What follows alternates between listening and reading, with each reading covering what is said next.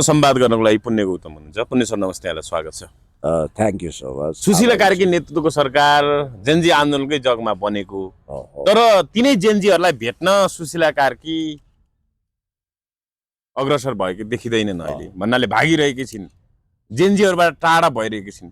कसरी हेरिराख्नु भएको छ यो विषयलाई? अर्को कुरा, जेनजीहरूले उठाएको मेन मुद्दा भनेको अहिले प्रधानमन्त्रीको प्रमुख स्वकीय सचिव आदर्श श्रेष्ठ हुनुहुन्छ। उहाँले आफ्नै श्रीमतीलाई सङ्गीता श्रेष्ठलाई चाहिँ सहसचिव सर सेवा सुविधा उपलब्ध हुने गरी प्रधानमन्त्रीको सचिवालय नियुक्त गर्नुभएको विषयले आफन्तवाद, नातावाद, कृपावाद हाबी भयो, नेपोटिजम र फेभरेटिजम हाबी भयो भन्ने हिसाबले, भ्रष्टाचार र सुशासनको पक्षमा भन्ने हिसाबले आन्दोलन भयो। त्यसैको जगमा यो सरकार बन्यो भन्यो, तर उही पुरानै ढर्राको यो सरकार भयो भन्ने हिसाबले आइरहेको छ। सिंहदरबार प्रवेशमा अब जेनजीहरूलाई रोक भन्ने कुरा, यो कसरी हेर्नुभयो यो विषयलाई? र प्रधानमन्त्रीको प्रमुख स्वकीय सचिव आदर्श श्रेष्ठले आफ्नै साली, आफ्नै श्रीमती, नातागोता सबै त्यहाँ जम्मा गरेको विषयहरू चर्चामा आइरहेको छ। यो विषयमा कसरी हेर्नु भएको छ तपाईले? अब अस्ति भर्खरै निकट अतीतमा यदि जेनजीहरूले विशाल आन्दोलन गरेका थिएनन् भने, भदौ 23 र 24 को घटना हुँदैन थियो भने सुशीला कार्कीज्यू अहिले धापासी स्थित आफ्नो घरमा कफी खाएर बुढेसकाल गुजार्दै हुनुहुन्थ्यो, औषधि खाइरहेको अवस्थामा देखिनुहुन्थ्यो। तर दुःख र विडम्बनाका साथ भन्नुपर्छ, त्यही जेनजीहरूले रगतको खोलो बगाएर, रगतको भेल तराएर सिंहदरबार र बालाटारको हर्ताकर्ता बनाइदिए सुशीला कार्की। अब सुशीला कार्कीको रगत चोपलिएको रक्त रञ्जित के भयो? के भएको भइरहेछ यार, हेत्तेरिका डिस्टर्ब नगर्नु न। भयो के भयो के? कसको? एउटा ठिक छ, अब यहीँबाट हुन्छ त। फेरि सुरु गर्न पर्दैन, सुरु पर्दैन।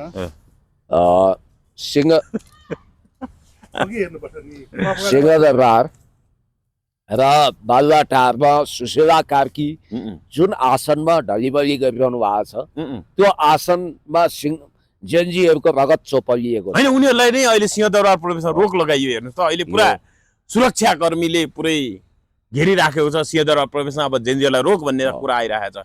जसले सरकार बन्यो, जसले सुशीला कार्कीलाई सिंहासनमा, प्रधानमन्त्री कुर्सीमा थपक्क राखिदियो, उसैलाई अहिले भेट्न निषेध। सुशीला कार्कीले अहिले धोका दिनुभयो। पुण्य सही कुरा हो। यो हद दर्जाको राजनीतिक बेइमानी र कृतज्ञता हो। हामी कहाँ एउटा उखान छ, खोला तर लौरो बिर्स्यो। अर्थात् लङ्का जलाउने हनुमान, पगरी गुत्ने ढेडु। सुशीला कार्कीलाई आन्दोलनको जोड बलमा सिंहदरबार पुर्याइयो। त यो देशी विदेशी ग्रान्ड डिजाइनमा अलरेडी सुशीला कार्कीलाई प्रधानमन्त्री, ओम प्रकाशलाई गृहमन्त्री बनाउने भन्ने सेटिङ थियो। त्यसको बावजुद पनि सुशीला कार्की माथि जसको योगदान रह्यो, जेनजी भाइ बहिनीहरू, अब उनीहरू अहिले सुशीला कार्कीजीको नजरमा चाहिँ आँप चुसेर फ्याँक्न लायक कोया जस्तै भए। उनीहरूलाई सिंहदरबारमा प्रवेश निषेध छ, ढोका बन्द छ। सिर्फ एउटा सुदन गुरुङ बाहेक जेएनजीका कुनै पनि प्रतिनिधिहरू, जेनेरेसन जेडका प्रतिनिधिहरूलाई सिंहदरबारमा एलाउ छैन। बरु के भएको भेट्नै नसक्ने, जेएनजीहरूको कुरा सुन्नै नसक्ने अवस्था किन पुग्नुभयो? यो त तपाईँको दक्षिणपन्थी गठबन्धन हो, उहाँसँग राजनीतिक संस्कार छैन। मैले भने जस्तै यो अरूकै बाहिरकै आशीर्वादबाट बनेको सरकार हो। दशा त यो सरकारलाई त्यो दिनबाट लाग्यो जुन दिन देशभक्त मेयर हुनुहुन्थ्यो त्यतिखेर श्रम संस्कृति पार्टीका आदरणीय अध्यक्ष हर्क साम्पाङज्यूलाई यिनीहरूले गृहमन्त्रीबाट नाम कटाए नि बालेनको योजनामा। हो, यो सरकारलाई लफडा भएको, दशा लागेको त्यहीँदेखि हो। तपाईँले अघि एउटा इन्ट्रेस्टिङ कुरो भन्नुभयो कि श्रीमान भनौँ न, अब पूर्व श्रीमान सुशीला कार्कीज्यूको स्वकीय सचिव भएका सन्देश श्रेष्ठजीको, आदर्श श्रेष्ठजीको श्रीमती सङ्गीता श्रेष्ठलाई नेपाल सरकारको सहसचिव सरहको तलब सुविधा सहित किन स्थापित गर्नु पर्थ्यो? प्रधानमन्त्रीको सचिवालय राख्यो, होइन विश्वासिलो पात्र भएको भएर राखेको। म अब उमेरले पनि बुढ्यौली हुँदै गयो, म र श्रीमान मात्रै छौँ हामी घरमा, त्यो हिसाबले 24 घण्टा खटन मटन गर्नुपर्ने भएर विश्वासिलो पात्र आदर्श श्रेष्ठलाई प्रमुख स्वकीय सचिव नियुक्त गरेको भन्ने कुरा आयो। तर श्रीमतीको विषयमा, उहाँको श्रीमतीको विषयमा विज्ञप्तिले केही बोलेन, त्यो खण्डन गर्नुभयो। तर श्रीमतीको सङ्गीता श्रेष्ठ बारेमा केही बोलेन विज्ञप्तिले। त्यही भएर ती सङ्गीता श्रेष्ठ म्याडमको योग्यता, क्षमता, प्रतिभा के थियो जसले उनलाई सहसचिवको तलब सहित सिंहदरबारमा स्थापित गरोस्।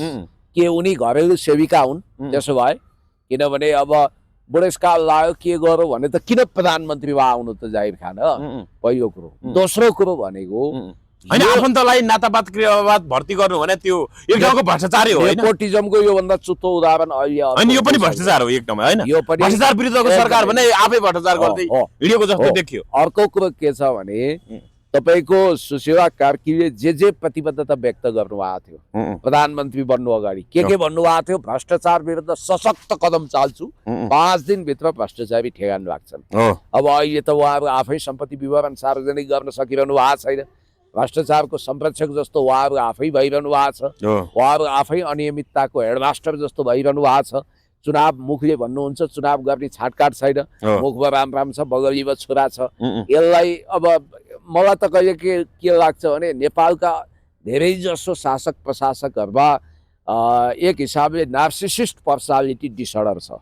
उनीहरू वास्तवमा कुनै मनोरोगको शिकार भएका छन् र आफूलाई नै सर्वोच्च देख्ने एउटा मेगालोमेनियाबाट ग्रस्त छन्। जनकजी, तपाईँले अस्ति मलाई इन्टरभ्यूको सन्दर्भमा एउटा इन्ट्रेस्टिङ कुरो भन्नुभयो, म सम्झना गर्छु कि कुनै पनि सिस्टमभित्र, विधिको शासनभित्र ट्रान्सपरेन्सी हुनुपर्छ, पारदर्शिता, जवाफदेहिता, मितव्ययिता हुनु पर्यो। Accountability, responsibility, transparency, accuracy, balance सबै हुनुपर्छ, क्रेडिबिलिटी हुनु पर्यो। सही कुरा भन्नुभयो तपाईँले।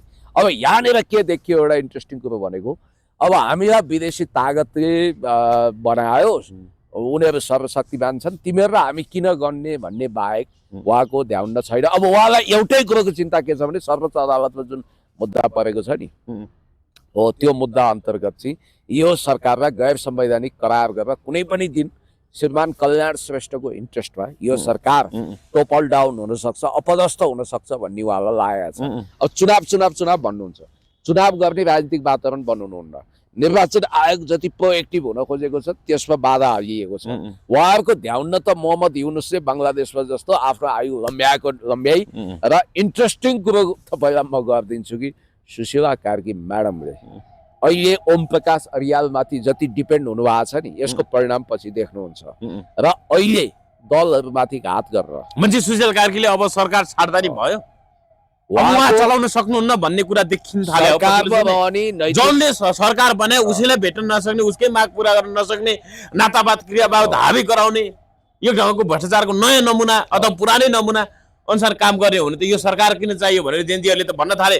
अस्ति मात्रै जेनजीहरूको 23वटा समूहले राष्ट्रपति रामचन्द्र पौडेललाई भेटेर सुशीला कार्कीलाई प्रधानमन्त्रीबाट फिर्ता बोलाउनु पर्यो भनेर माग गर्दै ज्ञापन पत्र बुझाए। हेर्नुहोस् है, त्यही भएर यो सरकारलाई 1 मिनट पनि सत्तामा रहने राजनीतिक र नैतिक अधिकार छैन। यिनीहरूले सम्पूर्ण नैतिक जमिन गुमाइसक्यो। यिनीहरूको ध्यान एक मात्र ध्यान भनेको पदमा रहेर ढलिबली गर्ने। अब तपाईँले गृहमन्त्रीको पनि ट्र्याक रेकर्ड देख्नुभयो। म सुन्दैछु कि हेर्दैछु कि गृहमन्त्रीले आफ्नो काका पर्ने कसैलाई डिआइजी बनाउनको लागि अतिरिक्त नयाँ दरबन्दी खडा गर्दै हुनुहुन्छ। त्यति मात्रै होइन, तपाईको डिम्ब तस्करी सम्बन्धी एलिगेसन लागेको कुनै संस्था फर्टिलिटी एन्ड डायग्नोस्टिक सेन्टर हो, जसको आमा चाहिँ अहिलेको महाधिवक्ता सविता भण्डारीको छोरीसँग सम्बन्धित त्यो संस्थालाई क्लिन चिट दिएको छ। मुद्दै चलाउनु पर्दैन भने सिआइबीले त्यत्रो प्रमाण लिएर आयो, 1-2 हजार दिने किशोरीहरूलाई लोभ्याएर अनि लाखौं 17-18 लाखमा बेच्ने। हेर्नुस् त डिम्ब हो। त्यही भएर यस्तो गम्भीर अपराध गरेको छ। र एक हिसाबले भन्नुपर्दा तपाईँलाई मैले सिधा भन्दिउँ कि इन्ट्रेस्ट ग्रुपहरूले यो सरकार चलाएको छ। सुदन गुरुङलाई संविधान भन्दा माथि राखिएको छ। उनी जुनसुकै बेला जोसुकैको घरमा सरेआम घुस्न सक्छन्, धम्क्याउन सक्छन्, जसलाई जे भन्न पनि सक्छन्। अब नेपाल प्रहरीको मनोबल गिराइएको छ। तपाईँ हेर्नु होला, यो सरकार जुन दिन अपदस्थ हुन्छ नि त्यसको 1 दिन नबित्दै नेपाल प्रहरीले मसिनोसँग अनुसन्धान गर्छ। तपाईँले के यो सोच्नु भएको छ? दुर्गा प्रसाई जस्तो मान्छेले जसको खासै कुनै पहुँच छैन र हाउडे कुरा गर्छन्, अहिले दुर्गा प्रसाईले जुन टेप बजारमा ल्याए अनि यो टेप के त्यो दुर्गा प्रसाईको प्रयत्नले ल्याएको होइन। त्यो कुनै इन्टेलिजेन्स निकायले प्रमुख राजनीतिक दल मध्ये कसैलाई त्यो टेप दियो र त्यो टेप दुर्गाका पुर्याइयो र त्यो टेपको जवाफ दिनुपर्छ भनेर त केपी शर्मा ओलीज्यूले भनिरहनु भएको छ। यसबाट तपाईँले बुझ्नुहोस् राजनीतिकमा शत्रुता स्थायी हुँदैन, मित्रता पनि स्थायी हुँदैन भन्ने देखियो।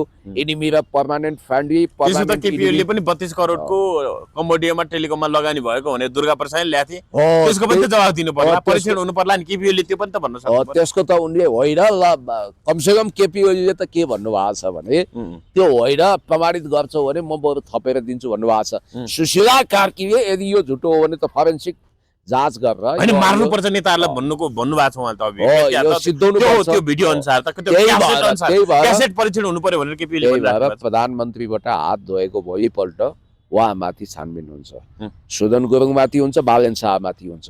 हर्क साम्पाङज्यू तपाईँ तयार रहनुहोस्। अब दोस्रो जेन्जी आन्दोलन भयो भने तपाईँ मेन्टर बन्नुपर्छ र जेन्जी हर्क साम्पाङ प्रधानमन्त्री हुन सक्छन्, किन सक्दैन? ए बाबा, अहिलेको विधिबाट म तपाईँलाई एउटा रमाइलो इन्ट्रेस्टिङ कुरो गर्छु। 50 देखि 60 हजार मान्छेको जुम मिटिङ गरेर यो सरकार बनाइएको हो। त्यसमा पनि 1 नम्बरमा नाम त सुनियोजित रूपमा बालेनले टिपाएका थिए आफ्नो, तर बालेनले मरिहत्ते गर्दा पनि विदेशी शक्ति केन्द्रले ए भाइ तिमी हुँदैन के, ओट्ने चर्दा राजनीतिक रूपमा दुध आउँछ, तिमी हिजोको ऱ्यापर कमसेकम प्रधान न्यायाधीश भइसकेका व्यक्ति हामीले तयार पारेका छौ, तिमी चुप लाग्यो, यो महानगरपालिका नि चलाउ भनेर उनलाई वेटिङ राख्यो र एउटा झाँसा दियो। चुनावपछि आउला नि त, हैन त्यसपछि त्यो डिस्काउन्टमा त दोस्रो नम्बरमा त त्यसपछि बालेनले 8 नगरेपछि हर्क साम्पाङ चाहिँ 80% भन्दा बढी जेन्जीहरूले उहाँको समर्थन गरेको भन्ने कुरा आयो। तर कहाँबाट बेलुका झलक्क सुशील कार्की नियुक्त भएको भन्ने कुराहरु आइरहेको छ। त्यो सब नाटक थियो, त्यो सब जनताको आँखामा छार हाल्ने एउटा विधि थियो, किनभने संसदले प्रधानमन्त्री चुन्न सक्दैन थियो। त्यसो भए यसो गरौँ न, 1 लाख मान्छेको जुम मिटिङ गराएर तपाईलाई प्रधानमन्त्री बनाए पनि भयो, मलाई बनाए पनि भयो, म प्रधानमन्त्री बने पनि भयो। अझ इन्ट्रेस्टिङ कुरो यो अहिले कसले सक्नुहुन्छ भने हर्क साम्पाङ। यो हर्क साम्पाङजी तपाईँ 1 लाख मान्छे भेला गर्नुहोस् जुममा, त्यो 1 लाख मान्छेले तपाईँलाई प्रधानमन्त्री चुन्नेछन् र तपाईँ त्यो म्यान्डेट लिएर राष्ट्रपति कहाँ जानु शपथ गराउनु भनेर।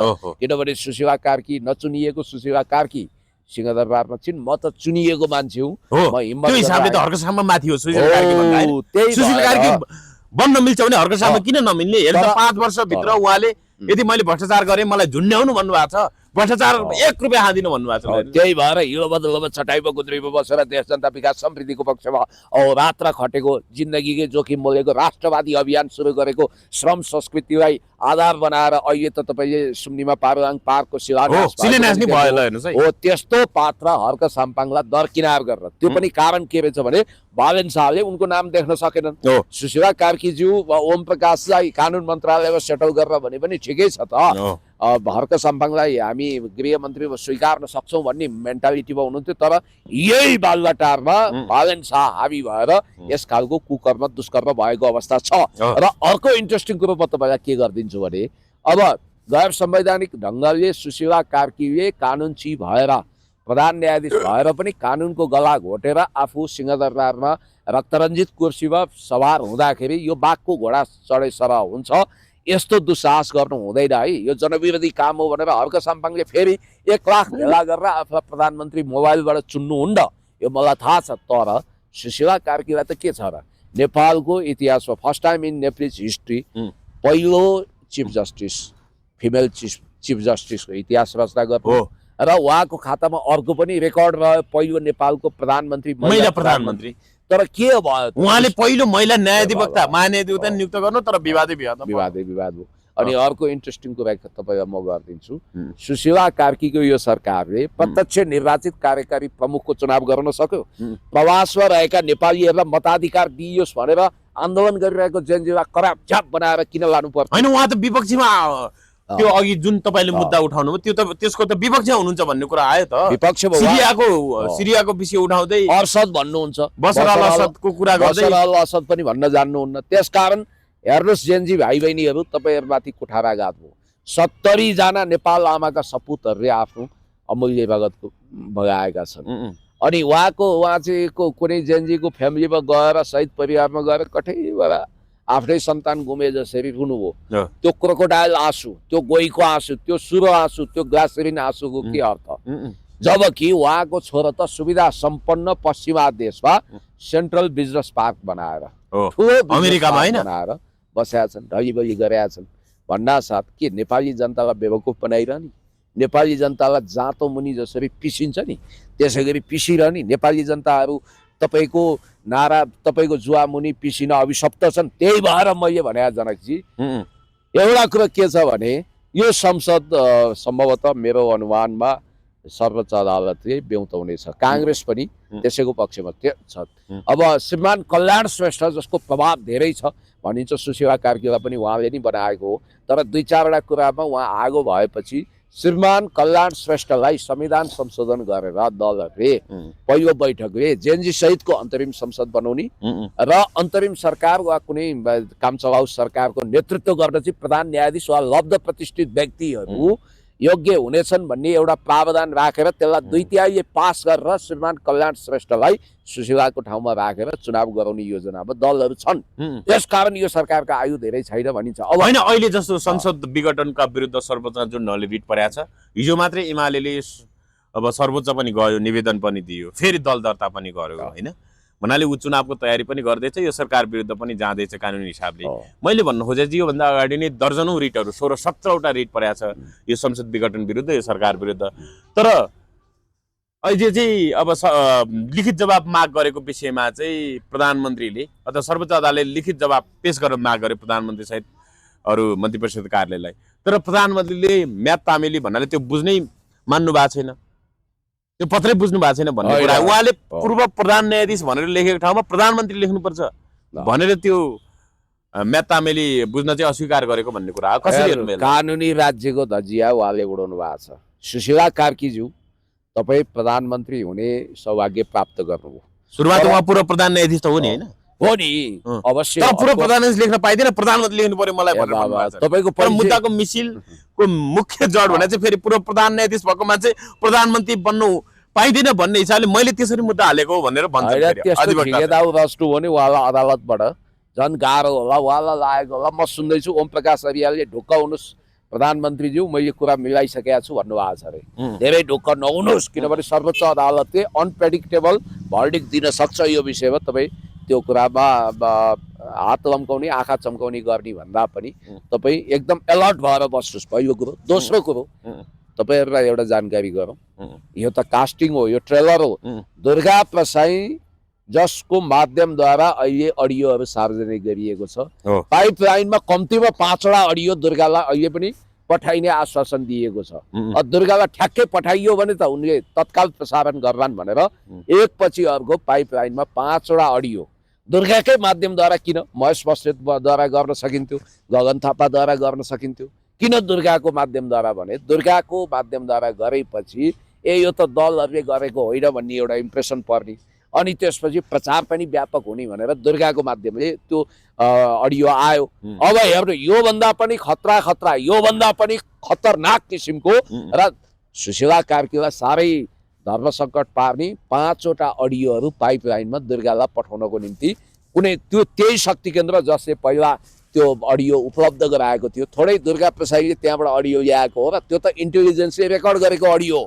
उनलाई उपलब्ध गराए, उनको टिमलाई, उनको फेरि पनि उनलाई उपलब्ध गराउन तम तयार छ त्यो जसले हिजो अडियो दियो। त्यसकारण यहाँ कुरो गम्भीर छ र विचार गर्नुपर्छ। यो सरकारको चुनाव गराउने छाटकाट छैन। होइन, तपाईँका नेताहरू, एमालेका नेताहरू जहाँ गए, धनगढीमा गए, धनगढीमै प्रदर्शन विराटनगरमै अब त्यहाँ त झन् प्लास्टिकमा रङ हालेर त्यो रङले नै प्लास्टिकको रङ नै त्यो प्लास्टिक फाल्ने काम भयो गाडीमा। महेश बस्नेतलाई पुरै रातो रङ नै फाल्ने काम भएको थियो उहाँको गाडीमा। त्यसपछि अरू 12मा जानै दिइएन होइन। यो के भइरहेछ? हुन त अहिले फेरि कार्यकर्ताले भव्य स्वागत भन्ने हिसाबले पनि आयो है धनगढीमा चाहिँ। पृथ्वी सुब्बा गुरुङ र महेश बस्नेत जानुभएको छ, त्योभन्दा अगाडि त्यहाँ प्रदर्शन भइरहेको थियो, अहिले भव्य स्वागत भयो भन्ने कुरा आइरहेछ। यो के भइरहेछ? यो तपाईँहरूको अभिव्यक्ति जिम्मेवार हो कि किन विरोध भइरहेछ? थ्योरीमा आधारित, कन्स्पिरेसी थ्योरीमा आधारित पोलिटिकल गेम भएको छ। तपाईँको के छ भने एउटा पियक्कड जडेयालाई रक्सी खान मन लागेछ, धर्म भाकेर तामा तुलसी भाकेर रक्सी छोडेको थियो, अनि साह्रै भएपछि आज मौसमले साह्रै च्यालेन्ज गरे हो, 1-2 पेग त लिनु पर्यो भनेर खान सुरु गरेछ। खाएको खाइ सुशीला कार्कीले चुनाव अहिले हुँदैन, अब म सार्ने तयारी पुगेन, सार्छु भन्न त मिलेन नि। बहाना त चाहियो, पिने के लिए बहाना चाहिए भने जस्तै त्यो बहानाको खोजी गर्दाखेरि यस्तै डिस्टर्बेन्सहरू गर्नु पर्यो। सिमरामा जुन डिस्टर्बेन्स भयो, अथवा महेश बस्नेतजीलाई उता रातो मसी छर्कने काम भएको छ विराटनगरमा, हेर्दाखेरि ओहो यो स्पोन्टेनियस भयो जस्तो, तर यो सिंहदरबार र बालुवाटारको गुरु योजनामा भएको हो भनेर मान्छेले बेनिफिट अफ डाउट दिएका छन्। चुनाव भान्नको लागि जे गर्नुपर्छ यो सब हुनेवाला छ र फागुनको चुनाव भएन भने के 58 साल दोहोरिने हो, के सैनिक शासन 2 सुरु हुने हो, फेरि नेपालमा अर्को जेन्जी मोमेन्ट हुने हो, के हुने हो? खतरनाक अवस्थाको मोडमा नेपाल पुग्दैछ। पश्चिमाहरूको चाहना फुलफिल हुँदैछ। अब उहाँले सत्ताको आयु लम्ब्याउन खोज्नुहुन्छ होइन, उहाँको चाहना भने त कम्तीमा 1 वर्षसम्म लम्ब्याउने देखिन्छ, तर घटीमा पनि 2-4 महिना टाइम लिएर चुनावको एक्सर्साइज गर्ने उहाँको मनसाय होला। तर याद गर्नु होला, हो चुनाव भयो भने दलले भाग लिन्छन्, दल दर्ता गरेका छन्, लिनु पनि पर्छ, त्यो स्वाभाविक हो। तर एउटा कुरा त हामीलाई थाहा छ नि त, चुनावको यो मेसोमा याद गर्नुहोस् है, चुनावको माहौल बनाउनको लागि चुनावी रौनक त ल्याउनु पर्यो नि। फागुन भनेको कहिले छ ल हिसाब गर्नु त, मङ्सिर अब लगभग सिद्धिन लाग्यो, पुष माघ फागुन, अब यो 3 महिनाभित्र निर्वाचन आयोगले जति एक्सर्साइज गर्नु पर्थ्यो त्यति भएको छैन। अनि अर्को कुरा, रवि लामिछाने ननिस्किकन रासोपा फुल फ्लेजेड चुनावको तयारीमा लाग्दैन। तपाईँ यो कुरा ख्याल गर्नु होइन। कुलमान घिसिङले एक टेलिभिजन अन्तर्वार्तामा यो अघिल्लो सरकारले रवि लामिछानेप्रति साधेकै हो, म ढुक्क तरिकाले भन्न सक्छु भनेर भन्नुभयो। कसरी हेर्नुभयो यो? सकारात्मक सङ्केत हो, धन्यवाद छ भन्नुपर्छ। तर कुलमानजी नै क्याबिनेटमा हावी हुने हो कि ओम प्रकाश? कुलमानजीको चाहना कतिसम्म होला भने रवि लामिछानेको पार्टीसँग सहकार्य गरेर चुनाव लड्ने उहाँको मनसाय होला। उहाँको पार्टीले फेरि अब यो रञ्जिता श्रेष्ठ र खगेन्द्र सुनारको पार्टीसँग त एकता गर्ने भन्ने कुरा लगभग कन्फर्म भएर तपाईँले यो न्युज प्रसारण गर्दासम्म, यो भिडियो हाल्दासम्म उनीहरू एकताबद्ध भएको सन्देश आयो भने पनि आश्चर्य मान्नु पर्दैन। र कुलमान घिसिङ नम्र मिजाजका साथ ठिक छ हामी चुनावी सहकार्य गर्छौँ र रवि लामिछानेप्रति पनि उदारता देखाउँछौँ भन्नुभएको छ। अब सुशीला कार्कीज्यूले यो कुराको सुनवाई गर्नु पर्यो। उहाँले सुशीला कार्कीको इसारा बुझेर यो भन्नुभयो कि मनोगत तरिकाले यस्तो होस् भन्ने उहाँको कामना हो। किनभने म देख्दैछु यो क्याबिनेटको लागि ओम प्रकाश अरियाल हामीलाई मन परे पनि नपरे पनि त्यत्तिकै महत्त्वपूर्ण छन् जति माधव घिमिरे भन्ने जो त्रिशुलीमा खसेर मृत्युवरण गर्नुभयो, उहाँ खेलराजको लागि महत्त्वपूर्ण हुनुहुन्थ्यो। त्यसैले मैले भन्न खोजेको गृहमन्त्री ओम प्रकाश अरियालको इसारा के छ? म चाहन्छु यो कुरा सत्य होस्। होइन, रवि लामिछानेको त नामै राम्रोसँग सुन्न चाहनु भएन अहिलेको गृहमन्त्रीले होइन। एक टेलिभिजन अथवा ऋषि दमलासँग कुराकानी गर्दाखेरि उहाँ हुन त मन्त्री नबन्दै भन्ने कुराहरू आयो होइन। त्यो पनि एउटा कुरा, तैपनि रवि लामिछानेको नामै सुन्न चाहनु भएन। बालेनले बनाएको गृहमन्त्री भनेर त्यत्रो चर्चा भयो हिजो। तपाईँ ढुक्काउनु किन यति धेरै? बालेन होइन, बालेन भन्दा विदेशी शक्ति केन्द्रको नजरमा उहाँ माथि हुनुहुन्छ। यो सरकारको मास्टर माइन्ड मध्ये एउटा हो ओम प्रकाश अरियाल। तपाईँले यति बुझ्नुपर्छ, मसँग I have lots of information. त्यसैले बालेन शाहलाई इग्नोर गरेर भने पनि सुशीला कार्कीले ओम प्रकाशकै कुरा सुन्छन्। धेरै फ्याक्टरहरूले काम गर्छ र जुन दिन यो क्याबिनेटमा ओम प्रकाश हुँदैनन् त्यो दिन सुशीला कार्की म्याडम पनि हुनुहुन्न, ढुक्क हुनुहोस्। एउटा कुरा। दोस्रो कुरो भनेको चुनाव गर्न त चुनावी माहौल चाहियो, त्यसको लागि कुनै पनि दल पनि अहिले तयार भएको देखिएन। जस्तो कि परम्परागत स्थापित पार्टी नेपाली काङ्ग्रेस नेकपा एमाले महाधिवेशनको चटारोमा छन् र उनीहरूलाई हतारो छैन, भर्खर तङ्ग्रिन खोजेका छन्। उनीहरूलाई टाइम चाहिन्छ, चुनावको तयारी गर्नु पर्यो। नेपाली कम्युनिस्ट पार्टीलाई पनि टाइम चाहिएको छ, उनीहरू पनि विस्तारित हुन खोजिरहेछन्। राष्ट्रिय स्वतन्त्र पार्टी आफ्नो सभापति जेलबाट ननिस्किकन चुनावी माहौलमा होमिने मोडमा छैन। त्यसको लागि कानुनी आधार त वास्तवमा सरकार होइन। एउटा महत्त्वपूर्ण शक्तिलाई जेलमा कोचेर, उसको सर्वोच्च नेतालाई जेलमा कोचेर त निष्पक्ष निर्वाचन हुन सक्छ। हो, मैले त्यही भनेको। ओम प्रकाशजी रविजी प्रति पोजिटिभ भइदिएको भए सुशीला आमै कठैबाट बिचराले दुःख पायो भनेर पहिले सुस्केर काटिसकेका हुनाले उहाँ सकारात्मक हुनुहुन्थ्यो। उहाँहरू सकारात्मक भइदिए भए धरौटी 1 महिना अगाडि नै खोलिसक्थ्यो। तर केपीले भन्नुभयो, हेर्नुहोस् त अहिले पनि घोचपेच गर्न छोड्नु भने। अस्ति केपीले के भन्नुभयो भने ओहो बिचरा कारागारबाट निस्किए अनि 1-1.5 घण्टापछि पत्रमा हस्ताक्षर गरे अनि प्रधानमन्त्री हुन्छु भनेर यसो हौसिँदै आएको केटो फेरि फुरुक्क जेल फर्किन पर्यो भनेर अस्ति भर्खर मात्रै पनि बोलेको। त आमसभालाई रोमाञ्चक बनाउन यसो चुड्किला भने हो, त्यसमा सिरियस हुनु पर्दैन। Don't be serious. अब जहाँसम्म सत्ताको कुरो गर्ने हो भने याद गर्नुहोस् है, हुन त त्यस्तो त रवि लामिछाने मिल्दाखेरि केपी शर्मा ओलीज्यूले पिठ्यौमै बोक्या हो होइन, रवि बाबु भनेर त्यत्रो माया गरेको हो। राजनीतिमा फेरि के हुँदो रहेछ भने पर्मानेन्ट इनिमी वा पर्मानेन्ट फ्रेन्ड हुँदैनन्, सर्कमस्टान्स परिस्थिति सिचुएसन अनुसारको मित्रता वा शत्रुता हुँदो रहेछ। होइन, यो बिचमा हेर्नुहोस् त, ईश्वर पोखरेल एमालेको वरिष्ठ उपाध्यक्षले पनि पार्टी अध्यक्षलाई म लड्छु यो महाधिवेशन भनेर उम्मेदवारी घोषणा गर्नुभयो, कसरी हेर्नुभयो? त्यतातिर म आउँदैछु। रविजीको कुरा टुक्नु, रविजीको सवालमा अब हेर्नु के छ भने आगामी पेशीबाट रवि लामिछाने छुट्ने कुरामा म आशावादी छु। त्यो पेशी अस्ति त रविजीकै वकिलहरूले तयारी पुगेन भन्नुभयो, फेरि यो गरेको के हो, संयोग हो कि यो सुनियोजित प्लान हो? एकैचोटि दुईटा अदालतमा पेशी छ, वकिलहरूलाई भ्याइरहे। त्यसकारण म भन्छु सरकार अदालतका न्यायमूर्तिहरूलाई एकै दिन एकै समयमा दुईतिर पेशी कृपया नराखिदिनु होला। रवि लामिछाने अब छुटेर आउने स्थितिमा चाहिँ चुनावी तयारीमा राजसभा डटेर लाग्छ। राजसभाभित्र पनि टुट विभाजन गर्नको लागि विभिन्न खालका खेलबेलहरू चलिरहेछ। हिजो भर्खर काङ्ग्रेसी नेताहरूको तारिफ गर्दै थिए स्वर्णिम वाग्ले, तपाईँले भन्नुभयो नेकपा एमालेको कुरा, त्योभन्दा अगाडि मैले एक सेन्टेन्समा होइन कुलमानको विषय एक सेन्टेन्समा भन्नु होला। कुलमानको पार्टी उज्यालो नेपाल पार्टी र हाम्रो नेपाल पार्टी खगेन्द्र सुनार दलित अभियन्ता खगेन्द्र सुनारको नेतृत्वको यो हाम्रो पार्टी नेपालले एउटै चुनाव चिन्हमा लड्ने भन्ने हिसाबले सहमति गरेछन् भर्खरै मात्र। मान्छे उनीहरू एकता हुँदैछन् होइन, गोलबन्द हुँदैछन्। त्यसमा अब रेशम चौधरीको अर्धाङ्गिनी भनिएकी पूर्व मन्त्री रञ्जिताजी उहाँहरू त विभाजित हुनुभयो नि, बुढाबुढी नै बुढाबुढी विभाजित के छ। अब रेशम चौधरीको अर्को बुढी पनि हामीले देखिरहेको थियौँ होइन, त्यो बेग्लै कुरा हो। नेपालको कानुनले के गर्छ कसो गर्छ त्यो कुलमानले त मजबुत बनाउँदैछन् पार्टी, ठिक छ। हर्क साम्पाङज्यूको सबभन्दा बढी मजबुत भएको अहिले रवि लामिछाने तङ्ग्रिन खोज्दैछन्, उनीहरूलाई पनि अलिकति समस्या पर्यो यो बिचमा। अब कुलमानजी बाटो हुनुहुन्छ, कसरी सहकार्य गर्ने भन्ने हिसाबमा क्यालकुलेटर दबाउँदै हुनु होला। अब एमालेको बारेमा भनिदिनुहोस् त, वरिष्ठ उपाध्यक्ष ईश्वर पोखरेलले पनि अब अहिलेको अध्यक्षज्यूले बिदा लिनु राम्रो हुन्छ भन्ने हिसाबले सुझाव सल्लाह सहित उहाँले उम्मेदवारी घोषणा गर्नुभएको छ। म अब नेकपा एमालेको पार्टी अध्यक्ष 11औं महाधिवेशनमा पार्टी अध्यक्ष हुन्छु भनेर उहाँले दाबी गर्दै उहाँले उम्मेदवारी घोषणा गर्नु कसरी हेर्नु? कुरा यस्तो छ, सम्माननीय पूर्व राष्ट्रपति विद्यादेवी भण्डारीज्यू जो डिजर्भिङ क्यान्डिडेट हुनुहुन्थ्यो, म अध्यक्ष भएन उहाँको पनि सदस्यता नवीकरण गर्छु म भन्छु तपाईँलाई। उहाँको जो सदस्यता नवीकरण भइसकेको छ त्यसलाई लेजिटिमेसी दिन वास्तवमा हिचकिचायो नेकपा एमालेको अहिलेको संस्थापन नेतृत्व संस्थापन भनौँ न। केपी शर्मा ओलीज्यू शङ्कर पोखरेलज्यूहरूले त्यसलाई वैधता दिनु भएन, त्यो व्यवहारिसी भयो, त्यो पेन्डिङमा गयो। त्यसपछिको अवस्थाको विषयमा तपाईँले के सिरियस हुनुपर्छ भने ईश्वर पोखरेलज्यू भने 2032 सालमा तात्कालीन नेकपा कोअर्डिनेसन केन्द्र जसको संस्थापक प्रमुख सीपी मैनाली हुनुहुन्थ्यो, त्यो बेलादेखि अविच्छिन्न केन्द्रीय राजनीतिमा हुनुहुन्छ।